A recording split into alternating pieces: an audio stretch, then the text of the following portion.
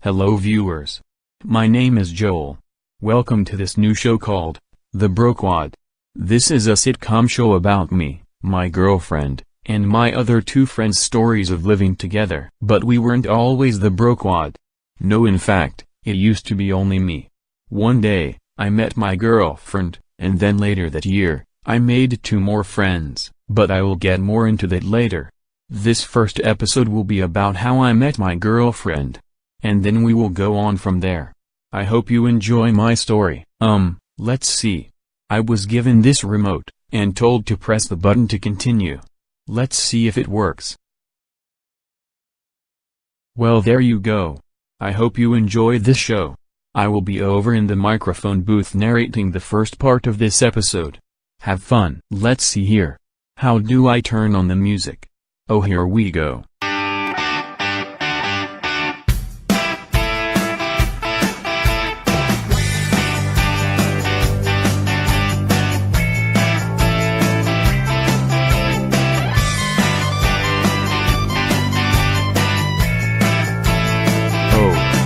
Is this my cue? Okay then. It all started when I had just moved out of my home. I had just gotten into my 20s. It was a warm summer evening while I looked out the window of my house. Let's look inside at me. There I am. I was sitting on my chair in my dining room looking out my window, watching all the other people go by. They all looked so happy. But I was not. I was so lonely. I just wanted to have friends in my life. A girlfriend could have been nice, but I wasn't dying to have one at the time. What a warm evening it is outside today. I guess I will go to the pool this evening. It's getting late anyway. Not very many people will be there, so I got up, packed my bathing suit, and went out to my car.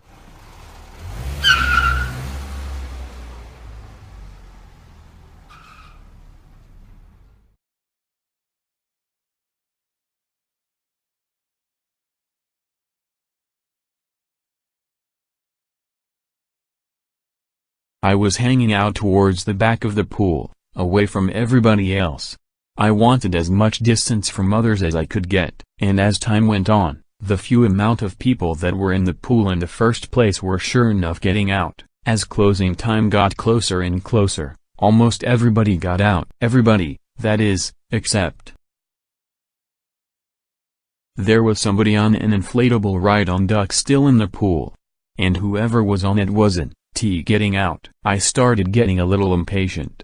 I couldn't see who was on the duck. Probably a little kid. But they weren't leaving. Closing time was soon, so I decided to swim over to them and give them a piece of my mind. Hey you. The pool is closing soon. You should probably get out of here. Without a word, the rider of the duck turned the duck around. When I got to see the rider, it wasn't a little kid at all. It was a beautiful young woman about my age. She had beautiful smooth skin, bright luscious blonde hair, bright electric shiny blue reflective eyes, and that little nice cute girl smile. Hey, I am sorry about the get out thing. What? What do you mean? I'm sorry if I was in your way. I wanted to ride my ride-on duck alone here because I do not like being around lots of people. Hey, me too. Well, great minds think alike. Well, I think I'm into men like you. Would you like to go for a ride with me on my inflatable ride-on duck? I wasn't sure how to respond to this. This was a weird thing to be offered to me for the first time in my life. Well, screw it. I guess I will take one for my own benefit of friends. Okay, sure. Here. Grab my hand and I will pull you up. I had never grabbed the hand of another cute girl and felt comfortable doing it before. There you go, and we're off. While we were bobbing around on the ride-on duck, the girl smiled, and wrapped her arms tight around my body. Her thick, round squishy soft breast was pushed up against my backside. I wasn't sure if I liked this feeling. I was starting to feel too uncomfortable. I had to get off this thing. So I decided to steer it back to shore.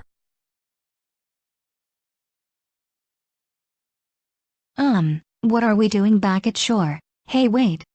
Where are you going? Hey. Stop. Please come back. We were having fun out there. Please don't. Just leave me alone in this pool like this. I like your company. Without a word of a response, I hurried my way back into the changing room to shower, dye off, and get my clothes back on. I wasn't sure if I liked that girl or not. But right then, I wanted to be out of there as quick as possible so that I would have to talk to her again that night. But I ran into her in the lobby. She was blocking the exit. And she was still in her bikini. You again. And you're not even dressed. Yes. I didn't actually bring clothes. I just came in my bikini. All I had to do was walk right from the pool area out here. How could you just leave me behind like that? Oh, leaving so soon? Yes. Okay then, well, I guess I will just go back then. But one more thing before I go. My name is Alyssa. Duly noted, I thought to myself. By the time I left the building, walked across the parking lot, and back into my car, it was completely nighttime. And I was exhausted and ready to be home. When I go to sit down in my car behind the wheel, I feel something in my pocket. I reach down and pull a piece of paper out of my pocket.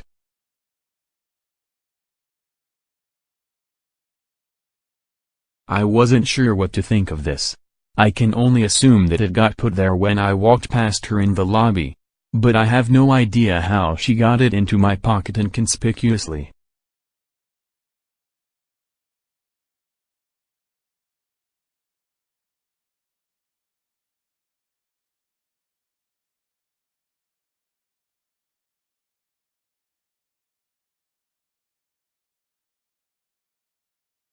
That very next day, I was quite surprised to find myself actually somewhat intrigued by the girl I met at the pool last night, and her phone number she wrote on this card here. My thoughts and emotions were arguing inside my head whether I should just throw this number away, or call her.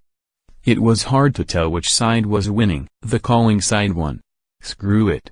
I thought to myself. This is possibly a once-in-a-lifetime opportunity. I am going to call. My hand felt numb and shaky. I started to rapidly sweat.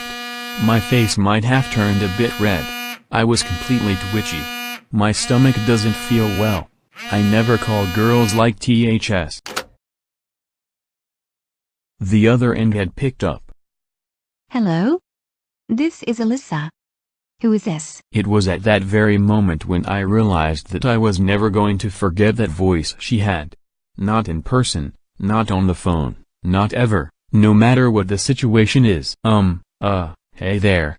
Remember me? Oh my god. You're the guy I saw at the pool the other night. You actually found that piece of paper and called it. I was afraid you were just going to throw it away or something. Yes. That was me. And, I wasn't going to throw your number away. Then I would have to forget about you. So I am calling you now. Wow. You really do care about me. Well, since you actually called me, how does coming over to my place for dinner tonight sound?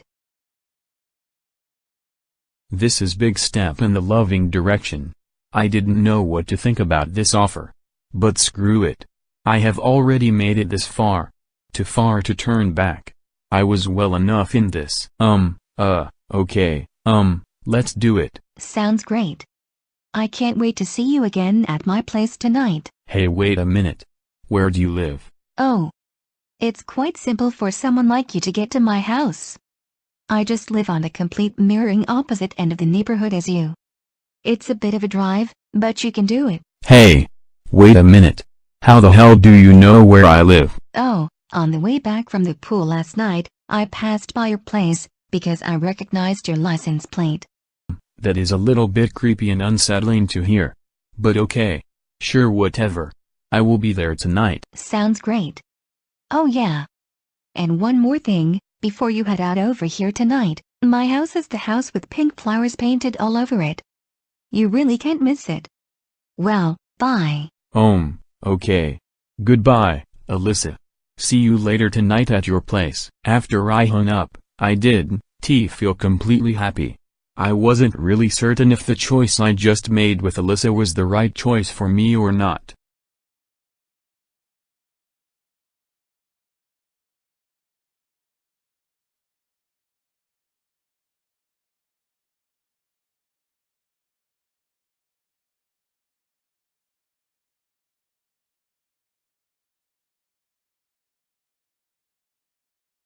Later on that very same evening after the call, I found myself in my own car driving across my neighborhood, trying to find Alyssa's house. She was right. We are quite far apart. I turned to look out the window to keep on a lookout for a house with pink flowers painted all over it. Of course Alyssa's house had to be the only odd house out. It was the only one with flowers, and her lights and blinds were open when others' lights were off and shades closed. Well, at least I knew I had found the right place. I parked my car right around the corner of her driveway.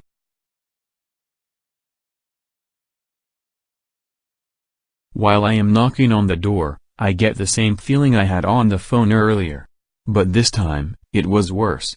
Because now I will be talking to her face to face this time. Oh my God. It's you. It's really you. I was anxious all afternoon that you wouldn't be able to find my house. But now you are here. Please, do come right in.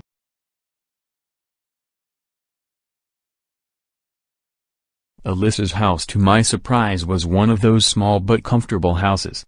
The whole living room was green, white, and brown. A little table in front of us had wine for two, but only one chair. Wait. Oh my God. I am so sorry. Where are my manners? I'm so sorry. I'm just not used to guests coming over. I hope this doesn't offend you in any way. Here. I hope this will do. Once again, I am ever so sorry. Anyway, here. Why don't you have a seat? I will be right back. So I sat there, waiting for Alyssa to come back. When she came back into the room, she had two very large heaping plates of pasta in her hands. First she set one down in front of me, and then she put one down in front of where she would be sitting. Well, I hope you like spaghetti. After she sat down, there was a long awkward silence. Alyssa digs right into her pasta while I slowly twirl pasta onto my fork. Eventually, the awkward silence is broken by Alyssa suddenly saying, Well, I am really glad that I was able to meet you the other night. I was really lonely in my life before. I knew the moment I saw you that you were the one I want to be with. I take the fork out of the pasta and about to put it in my mouth when I am stopped by Alyssa saying, You know, sometimes I really do consider myself a masochist. I've been through a lot in my life, and all I think I deserve in life was another man to have sex with. My fork is still frozen in midair. I am not sure where this conversation is going. Suddenly, Alyssa keeps getting more at her message to me by saying, You do know what I am talking about, right? All I think I've ever wanted in life is sexual gratitude. You know, a nice man like you to plug your plug into my socket. After that, I was considering just putting the pasta in my mouth, but only just as he spit it back out all over the table. I didn't feel comfortable hearing this. So then, without really thinking about it, my first instinct was to act upon it. I shove the fork back into the spaghetti, get up, and walk right out the door without a word.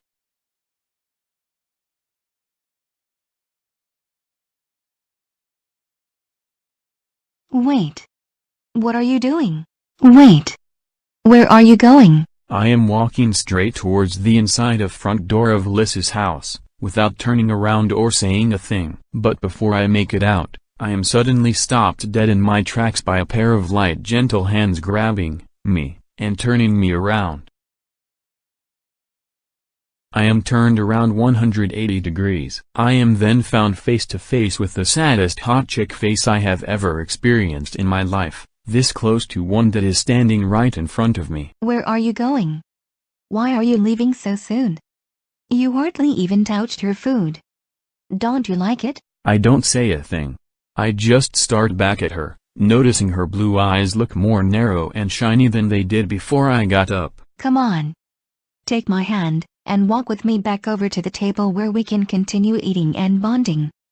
Don't just walk out on me again like you did the other night. Without saying anything, I turn myself around to face the front door again. And then, I am out.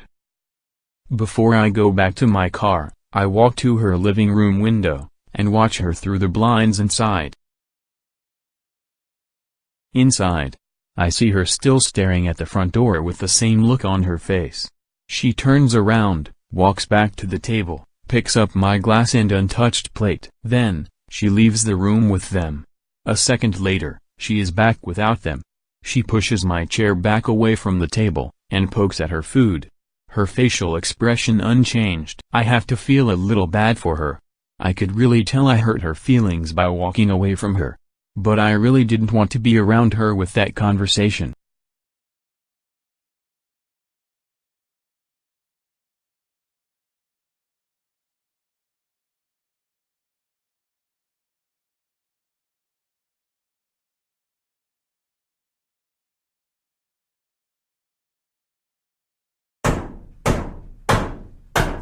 The day right after my dinner date with Alyssa, I am greeted with a knock on my front door, which is in my little dining room kitchen of my house.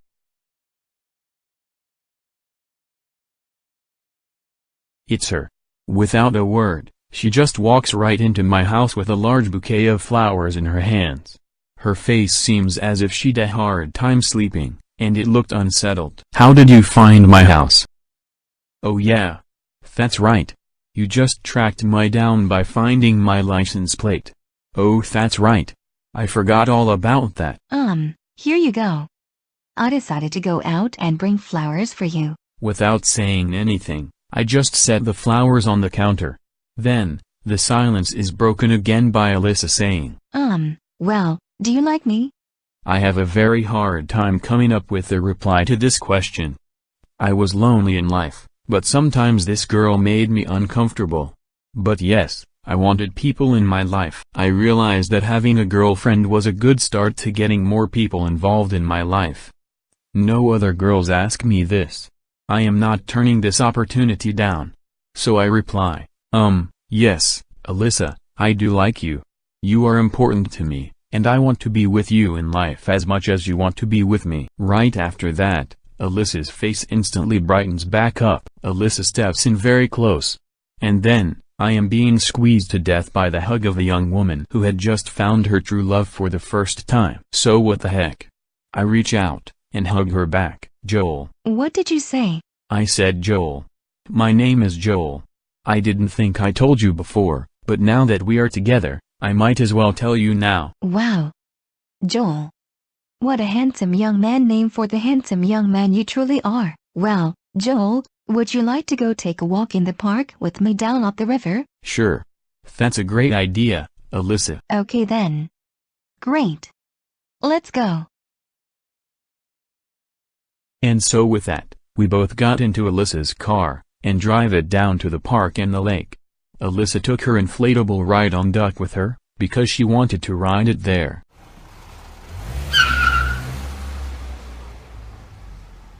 It didn't look like anyone else was there, which as you now know, was a nice sight to both of us. "Well, here is my inflatable ride-on duck. Right now, it is deflated and folded up. When we get to the lake, I am going to unfold it, and blow it up so that I can ride on its back." After walking for just a couple of minutes, we finally hit the lake. When we got there, Alyssa unfolded her inflatable ride-on and blew it up like she said she would. Once it was completely inflated and in the water, Alyssa climbed onto its back. And with that, she kicked herself off into the open lake on it. Watching her ride around on the ride-on duck made me feel happy.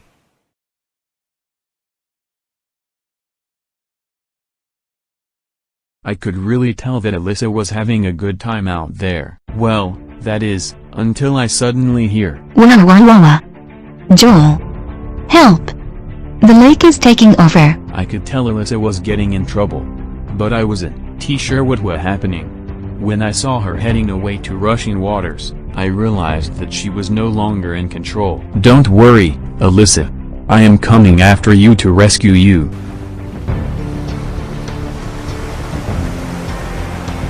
Don't worry, Alyssa.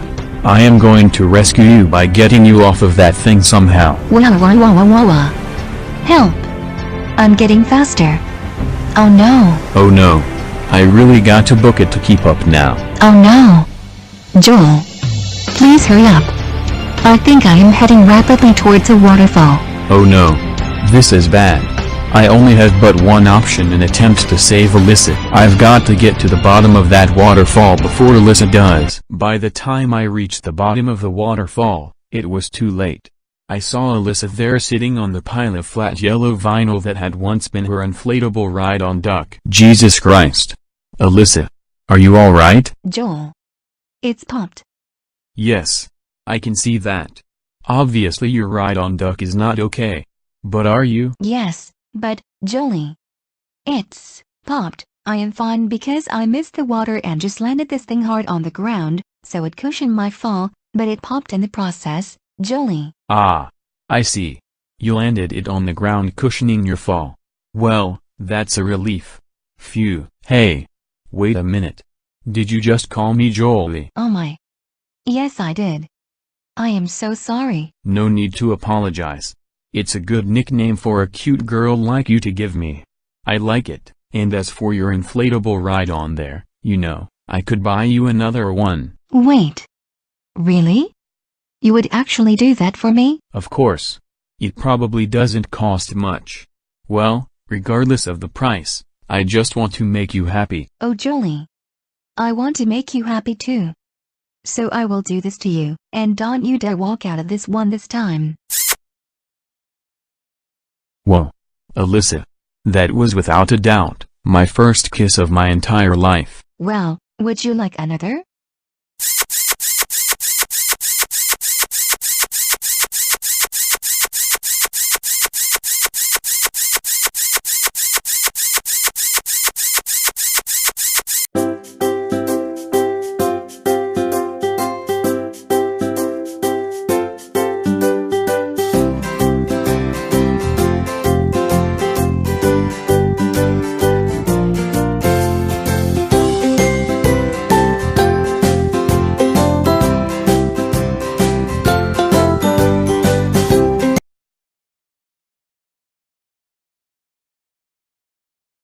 Well, there you guys go.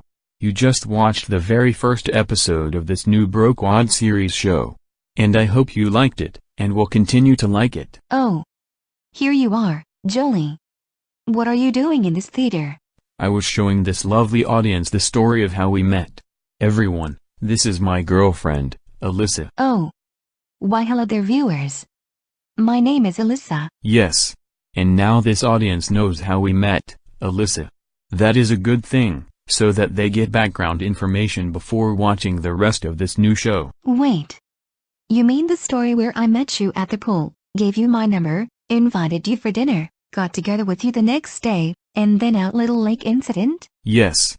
I showed them that story and I even narrated it. Oh Jolie. I love that story. I am never going to forget us kissing at the end. Actually, the reason I was trying to find you is because I wanted to do that with you. Shall we? Yes. We shall.